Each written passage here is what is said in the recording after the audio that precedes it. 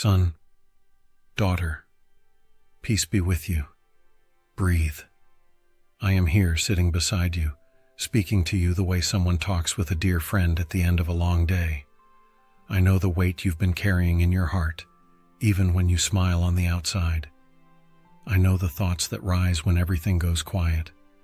And I also know your sincere desire to do what is right and to remain in the light. I never called you to live in fear. Fear paralyzes, confuses, and steals hope. What comes from God strengthens, puts things in order, and brings rest to the soul. That's why, when I speak of spiritual warning, I'm not talking about paranoia. I'm talking about discernment. Discernment is seeing clearly, without rushing and without panic. It's recognizing what is approaching before it reaches deep into your spirit. When I walked among people, many came to me out of curiosity, others out of self-interest, and others out of genuine need. I welcomed them all, but I discerned every heart. I knew when someone came thirsty for truth and when someone came only to confuse. And even so, I never acted harshly, because true discernment walks hand in hand with love. Today, you live in a fast-moving world where everything competes for your attention. Messages, opinions, comparisons, expectations. That wears the soul down. Many are exhausted not because they work too much, but because they lack inner silence. So I teach you again. Test everything. Don't swallow everything. Don't absorb everything. Hold on only to what is good, what builds you up, what draws you closer to me. Son, daughter, God has not given you a spirit of fear. Fear does not come from heaven. It does not produce faith. It does not create growth. It does not build anything lasting. What God has given you is power, not to control people, but to govern your own mind. Love, not only to offer others, but also to treat yourself with mercy. And soundness of mind, so you don't live at the extremes. Neither the naivety that exposes itself too much, nor the hardness that shuts everything out. Discernment is spiritual maturity. It's learning that not everything that looks good is good for you, that not every open door is meant to be walked through, that not every conversation deserves your energy. That doesn't make you cold, it makes you wise. Just as you don't put your hand in fire after learning it burns, you also learn to protect your heart after certain pains. Above all else, guard your heart, because from it flow your thoughts, your decisions, your words, and even your emotional well-being. When your heart is at peace, you see more clearly. When your heart is confused, even the truth can feel far away. I want to teach you something simple, yet deep. My peace is a sign. When something draws you closer to me, even if it is challenging, peace remains. When something pulls you away, even if it looks appealing, peace begins to withdraw. Learn to respect that signal. Don't ignore it. Don't over-rationalize it. Listen. Today, make a practical choice. Before reacting, answer with silence. Before deciding, pray in secret. Before staying in an environment that weighs you down, ask yourself, does this strengthen my spirit or weaken it? This small habit will protect your soul more than you realize. Son, daughter, I did not call you to live suspicious of everyone, but to live connected to me. When you are in me, discernment flows naturally. Do not be afraid. I am with you every day. Love is the path, and peace is the sign that you are on it. And if your heart loves God, if you desire to walk with balance, truth, and light, write Amen in the comments as someone who is saying, Lord, I choose discernment and not fear. I am here. Son, daughter, peace be with you again. I am still here walking beside you because this path is not made of rushing, but of awareness. I want you to listen with an open heart, without fear, without guilt, only with a desire to understand. When I walked among people, many thought danger would always come in a clear, aggressive, obvious way. But I saw, and I lived, something different. Many falls did not begin with direct attacks, but with subtle closeness. Small compromises, small careless moments, a little more tolerance for what deep down was already troubling your spirit. The enemy rarely shows up announcing destruction. He comes near as if he poses no risk. He presents himself in environments that seem neutral, in conversations that seem harmless, in relationships that appear normal. And that is exactly where many grow weak, not because they are evil, but because they relax the guard of their hearts. I told you with love and truth, bad company corrupts good character. That does not mean you should despise people, reject them, or treat anyone coldly. I never did that. I sat with sinners, the wounded, the confused. But there is something I want you to understand deeply. I went to them without allowing their darkness to enter me. I brought light. I did not absorb darkness. Not every closeness is healthy. Not every access should be granted. There are environments that, little by little, silence your faith. There are conversations that feel like jokes but slowly normalize what wounds your conscience. There are relationships that don't push you into sin directly, but pull you away from prayer, from spiritual sensitivity, and from peace. Son, daughter, the attack doesn't begin with behavior. It begins in the heart. Before you realize it, you're more irritable, more empty, less patient, less willing to pray. And many think, I'm just tired. But the spirit feels it before the body does.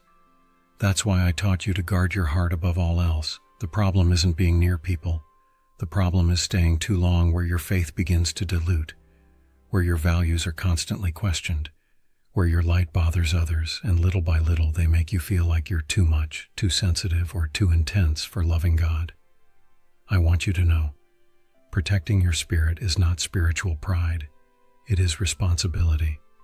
Just as you don't let any kind of food enter your body, don't allow just any influence to enter your soul. Not everything that entertains builds you up. Not everything that relaxes strengthens you. Not everything that is popular leads to life. Today, many are spiritually weak, not because they abandoned faith, but because they exposed themselves too much to what does not feed faith. They stayed in draining environments. They laughed at what wounds the spirit. They stayed silent when they should have stepped back. And it happened little by little, almost imperceptibly. So do something simple and practical today. Pay attention to how you feel after certain meetups, conversations, or content. Not during, after.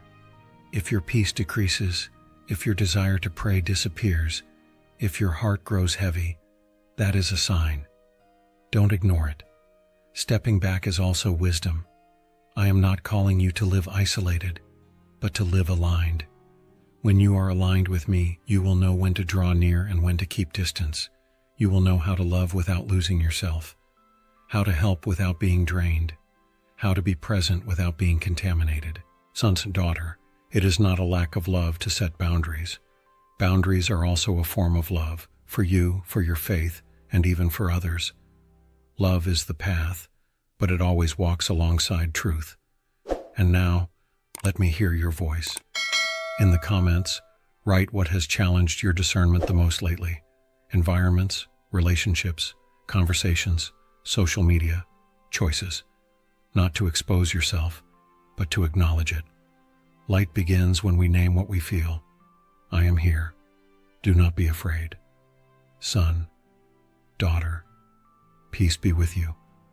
I am still here speaking calmly because some truths need to be received slowly, like letting light enter a dark room little by little. Do not fear what I'm about to tell you. This is not accusation, it is revelation for protection. When I walked among people, I noticed something many did not understand. Not everyone rejected my words. Many rejected what I carried. The light, the truth, the Father's presence in me. Light exposes, not because it condemns, but because it reveals, and not everyone is ready to see. I told you, the light came into the world, but people loved darkness rather than light because their deeds were evil. That does not mean everyone who feels bothered by you is evil. It means that when someone lives with inner conflict, the presence of peace can provoke discomfort. When someone lives in chaos, your calm can feel like an offense. When someone lives in lies, your integrity unsettles them. even if you never say a word. Son's daughter, there are moments when you will be attacked not for what you do but for what you are, for your posture, your silence, your way of treating people, your decision not to participate in certain topics, jokes, or behaviors. This can create mockery, irony, subtle provocations, conflict without any obvious reason. Maybe you have felt it. You arrive in peace and suddenly the atmosphere changes. You speak gently and someone reacts aggressively. You set boundaries and they call you cold. You choose truth and they see you as strange. This doesn't happen because you are wrong. It happens because light reveals what many try to hide even from themselves. I said, "You are the light of the world." And light makes no noise, but it is impossible to ignore when it is on. It doesn't argue with darkness, it simply shines. And where there is light, darkness loses control.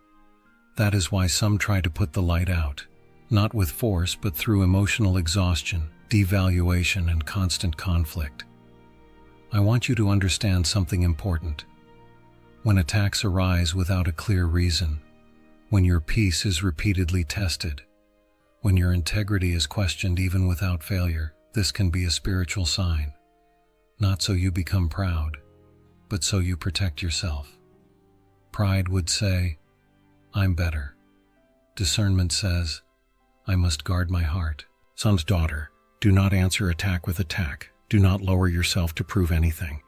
I never had to convince anyone of who I was. I simply remained who I am. And that is enough. When they try to provoke you, choose silence. When they try to devalue you, choose truth. When they try to steal your peace, choose to remain in me. There is something practical I want you to do today. Observe your reactions. If you notice that after certain contact you become more irritated, more defensive, more sad, or more confused, stop. Pray. Do not keep insisting on proving your worth. You don't need to. Your worth has already been confirmed in the Father's love. Remember, not every confrontation needs to be won. Some only need to be avoided. Wisdom is not always in staying. Sometimes it is in stepping away in peace. That isn't running. It's spiritual maturity. Son, daughter, do not dim your light to fit into dark places. Do not shrink your faith to be accepted. Do not bargain your integrity to keep relationships. Whoever loves the light comes toward it. Whoever rejects it moves away, and both are making choices. I am with you. I see every silent tear, every hidden injustice, every effort to remain faithful. Do not be afraid. The light in you comes from the Father, and no one can put it out without your permission. Remain in me. Love is the path.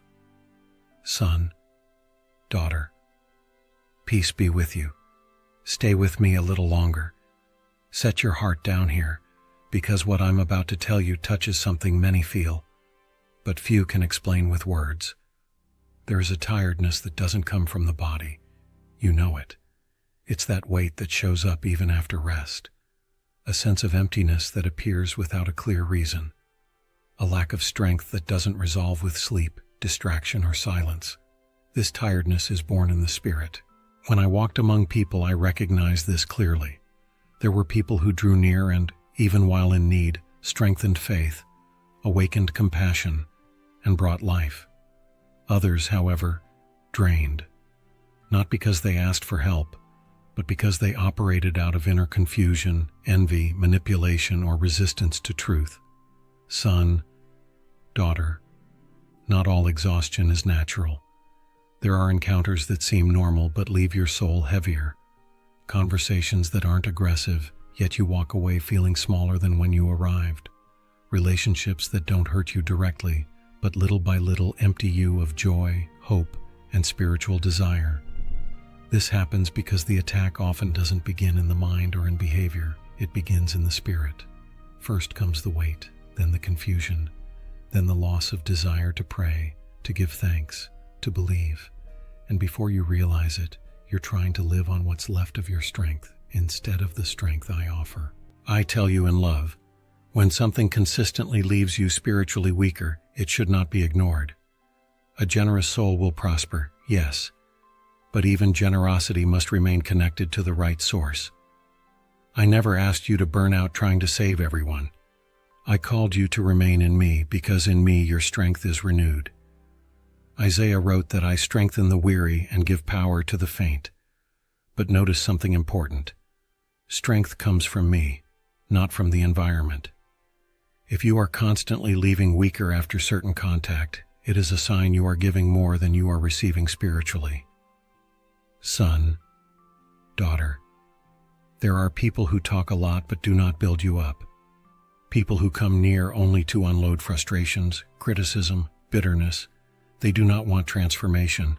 They want temporary relief. And if you don't have boundaries, you will end up carrying burdens that are not yours. That isn't a lack of love. It is a lack of discernment. Loving does not mean absorbing everything. I loved deeply, but I also withdrew to pray. I welcomed crowds, but I sought silence with the Father. If even I needed that balance, how much more do you? Today I want to teach you something simple and practical. Notice your spiritual level after encounters. If, after being with someone, your desire to pray shrinks, your faith weakens, and your joy fades, that is a sign, not to judge the person, but to adjust the access they have to your heart. Protect your time with God. Protect your moments of silence. Protect your spiritual sensitivity. Do not hand your inner energy to those who do not respect your faith, your peace, and your boundaries. Don't over-explain, don't over-justify. Simply take care of what I entrusted to you. Son, daughter, when something comes from me, even if it challenges you, it strengthens you in the end. When something doesn't, it always drains you. Learn to tell the difference. Learn to leave before you are emptied. Learn to say, "Not right now," without guilt. If today you feel tired on the inside, do something small. Step away for a few minutes, close your eyes and say, "Lord, renew my strength." Don't force conversation. Don't force presence. Let me refill you. I am here. I see your silent effort, your kindness that goes unrecognized, your heart tired of being strong alone. Do not be afraid. I am the source that never runs dry. Remain in me. Love is the path. Son, daughter, peace be with you. Stay with me a little longer, because now I want to speak about something that often doesn't hurt immediately, but it disrupts everything inside. Spiritual confusion doesn't arrive like a shout. It arrives like fog. Slowly, quietly. And before you realize it, you no longer know exactly what you feel, what you think, or what you should do. When I was among people, I always brought clarity. Even when my words confronted, they put the inside in order. Truth may sting for a moment, but it sets you free and gives direction. Where God is, there is peace that guides. Where God rules, there is order in the spirit, even in the middle of battles. So I tell you in love, when ongoing closeness begins to produce confusion, twisted words, reversed values, and emotional instability, that is not a small thing. God is not a God of confusion, but of peace. Persistent confusion does not come from heaven. Maybe you have lived this. Conversations where you walk away doubting yourself for no clear reason. Situations where you say something simple and it gets twisted. Environments where what is right starts to seem too much, and what is wrong starts to feel normal. That wears the mind down and weakens the spirit. Son, daughter, confusion is an old strategy. Where there is envy, selfish ambition, and resistance to truth, disorder grows. Not necessarily shouting, but inner chaos. You start over-explaining yourself, over-justifying everything, losing firmness in convictions that used to be clear, questioning boundaries that were once settled. I want you to understand something important. Clarity brings rest. Confusion produces anxiety. If after certain contact your mind races, your heart becomes restless, and you start replaying every word you said, that is a sign, not that you failed, but that the environment is not aligned with the peace that comes from me. I have never confused you. Even when people didn't fully understand me, Those who came close with sincerity found direction. Light does not tangle, it reveals. The Spirit of God does not create emotional mazes. He points to paths. There are people who live in inner disorder and, without realizing it, spread that disorder around them. Not because they are evil, but because they haven't yet allowed truth to organize their own hearts. And if you stay there too long, you risk carrying confusion that did not begin in you. Son, daughter, do not normalize chaos. Do not accept living always doubting, always insecure, always walking on eggshells. That isn't humility. That is spiritual weariness.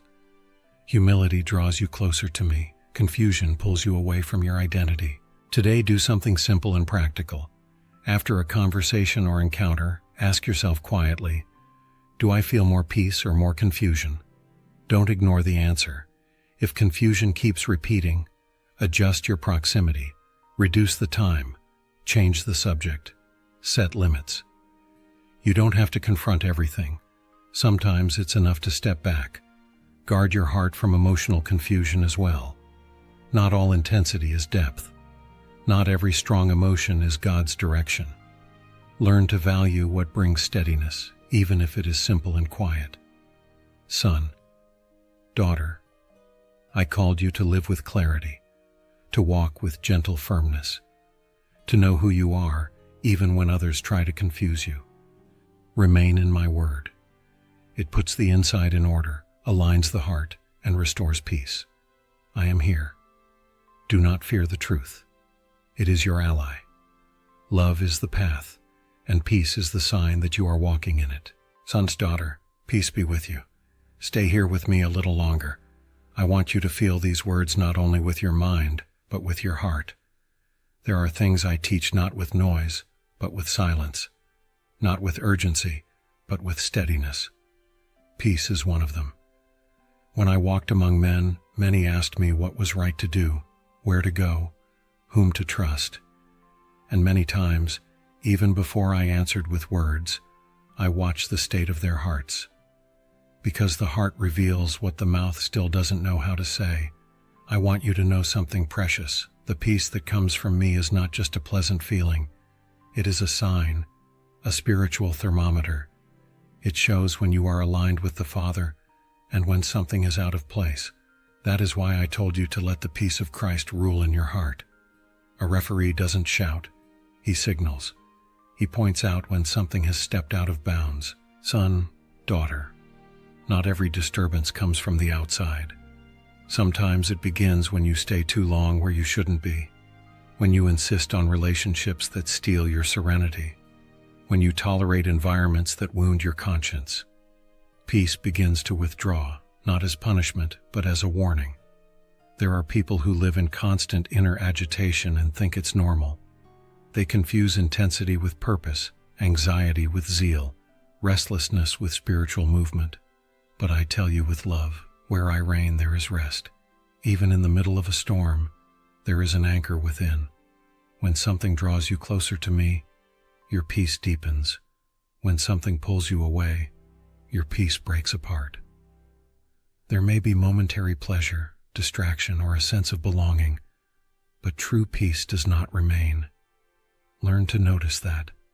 Don't over-rationalize it. Don't force yourself to accept what your spirit has already signaled. Son, daughter, I did not call you to live in a constant war inside yourself. The world is loud enough already. Your heart was not made to be a battlefield without end. It was made to be a dwelling place, and I only dwell where there is room for peace. Perhaps today you are living with something or someone that constantly disturbs your inner world. Not necessarily with harsh words, but with attitudes, behaviors, and energies that keep you on edge. That is not light. That is not healthy. That is not from me. I want to teach you a simple and powerful practice. When you need to make a decision, don't ask only, is this possible, or is this convenient? Ask also, does this preserve my peace? If the answer is no, stop, wait, pray. Sometimes God's answer does not come as a voice, but as an absence of peace. Isaiah said that the Father keeps in perfect peace the one whose mind is steadfast. Do you see it? Peace is tied to alignment. When your purpose starts to drift, peace begins to stir, not to accuse you, but to call you back. Son, daughter, do not ignore your peace out of fear of disappointing people. Do not sacrifice your inner rest to keep bonds that wound you. Do not call love what constantly steals your serenity. True love protects, builds up, and brings life. If today you feel unsettled and you don't even know exactly why, do something simple. Step away for a moment from the noise, the opinions, the demands. Close your eyes and ask, Lord, where did I lose my peace? I will show you, not with condemnation, but with care. I am here, walking with you, adjusting your steps with gentleness. Peace is not the end of the road. It is the sign that you are on it. Remain. Love is the way. Son, daughter, peace be with you. I am still here with a gentle voice and an attentive gaze because this sign is delicate and at the same time deeply revealing. Do not receive it with fear, but with honesty before yourself. I do not accuse. I bring light to protect. When I walked among men, not everyone was bothered by my miracles or my acts of love. Many were bothered by something deeper, the reminder of God. The presence of what is sacred confronts what is out of alignment inside, not because it humiliates, but because it reveals. The light shines in the darkness, and the darkness has not overcome it, and yet the darkness tries to resist. It changes the subject, makes jokes, minimizes faith, mocks prayer, or treats gratitude as naive. This is not merely intellectual disagreement, it is spiritual discomfort. Son, daughter, watch closely when the name of God comes up in a conversation and the atmosphere shifts, when prayer is avoided, when talking about forgiveness brings sarcasm, when faith is treated like too much. This is a sign. Not so you condemn anyone, but so you recognize where your spirit is being pressured to go silent. I saw this many times. There were those who accepted bread, healing, and relief, but rejected repentance, truth, and transformation. The natural person does not accept the things of the Spirit of God because they are spiritually discerned. It is not lack of intelligence. It is resistance of the heart. Perhaps you have felt like praying and were discouraged. Perhaps you started to give thanks and someone changed the subject. Perhaps you tried to speak about faith and felt a weight, a strange silence, an uneasy tension in the room. Do not ignore these signals. They speak. Son, daughter, where what is sacred is consistently rejected, your faith begins to hide. And when faith hides, identity weakens. You begin to pray less, not because you stopped loving me, but because you adapted. You begin to give thanks quietly, not out of humility, but out of fear. Little by little, that steals spiritual freedom. I never called you to force your faith on others, but I also never called you to hide it out of fear of rejection. Faith does not need to shout, but it must not be silenced. It is part of who you are. Today I want to guide you with something simple and practical. Do not force spiritual conversations where there is no openness, but do not abandon your sacred habits just to fit in. Pray quietly if you must, but pray. Give thanks even if no one responds. Stay faithful in secret. That will strengthen you.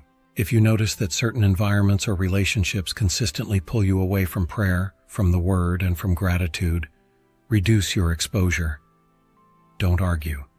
Don't over-explain. Simply protect your heart. Faith needs space to breathe. Son, daughter, I see when your spirit misses me.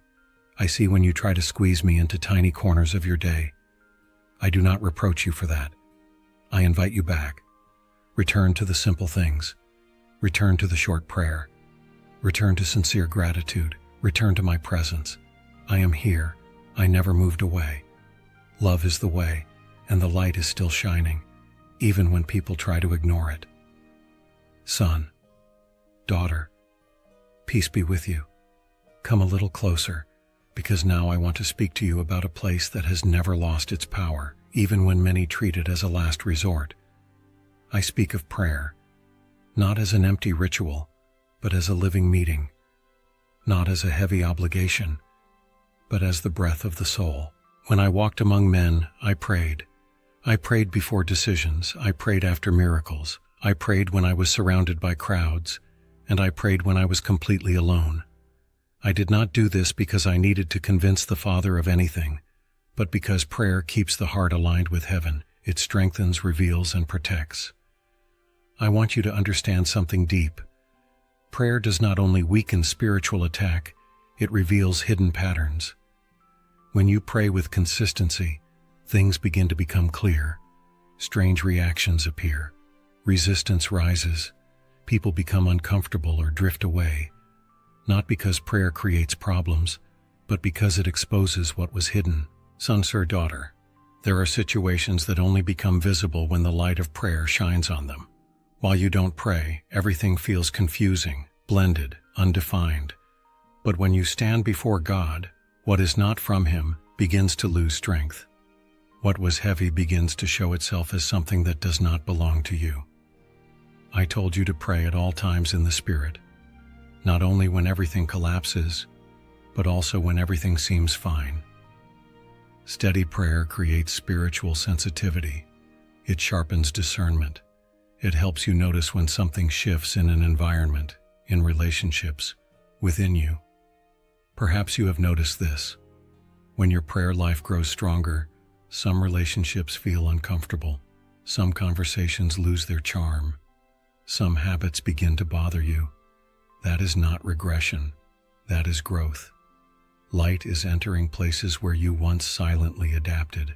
Son, daughter, the enemy does not fear your outward strength. He fears your intimacy with God. He is not disturbed by beautiful words, but he is weakened by a surrendered heart. That is why one of the first strategies is to discourage prayer, through distractions, fatigue, no time, guilt, anything to pull you away from the place where your soul is strengthened. But I tell you with love, when you resist evil, it flees, not because you shout, but because you remain. You remain praying. You remain seeking. You remain aligned. Prayer does not only change circumstances, it changes your spiritual position. There is something very practical I want you to do. Pay attention to what happens around you when you pray more consistently. Notice patterns, who draws closer, who pulls away, what thoughts appear, what feelings repeat. Not to become suspicious, but to gain clarity. Prayer shines light on cycles. Son, daughter, do not underestimate simple prayers. Lord, guard my heart has more power than you realize. Father, show me the truth, opens doors. I trust you, quiets inner battles. Don't complicate it. Prayer doesn't have to be long to be deep. It has to be sincere. If today you feel confused, weary, or spiritually pressured, return to prayer. Not as someone escaping the world, but as someone realigning in order to face it with wisdom. Prayer does not isolate you. It strengthens you to return with balance. I am here, listening even to the words you cannot form. I see your sighs, your silences, your hidden tears. None of it goes unnoticed. When you pray, even in weakness, something moves in the unseen. Remain in prayer. It is shield. It is light. It is rest. Love is the way, and prayer is the breath that helps you keep walking.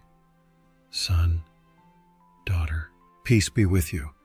I am still here because this sign is one of the quietest and at the same time one of the most dangerous when it is not recognized in time.